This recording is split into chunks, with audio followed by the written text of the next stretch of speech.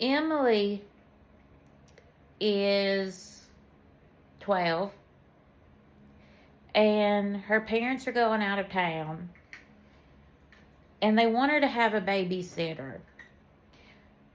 But because she's getting a little older, she doesn't want to have a babysitter.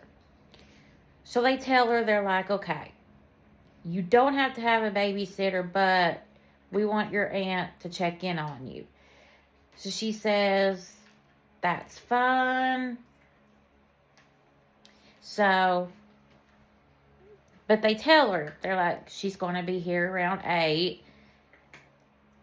And it's February. So, it's going to be dark before she comes. So, they tell her, they're like, just make sure you keep the doors locked. And when she comes, that you let her in. So she can know that you're okay. So, time goes on. 8 o'clock rolls around. Then 9 o'clock goes around. And she's like, well, I thought she was supposed to be coming and checking in on me, and she hasn't.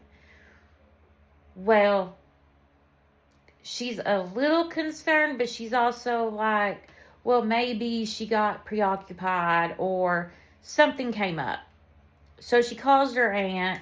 Her aunt doesn't answer, but she's still like, okay, she's still not in a panic mode because she's thinking, well, maybe something else came up. Well, then, when 10 o'clock comes around, she hears a knock at the door. She goes and looks at the peephole. There's nothing there. She hears knocking again, and she's kind of confused because she's like, I don't see anything. So, the knocking stops, and it goes pretty silent for a couple of hours. Then 12 o'clock hits. She hears the knocking again. And this time it's loud. It's like they're beating on the door. So she goes to the door and she looks at the peephole and she sees her aunt. She opens the door, and what she finds is her aunt's head. The next morning,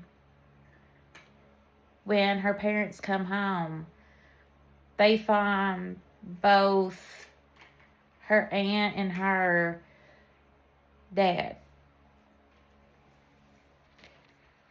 And they never found out who the killer was.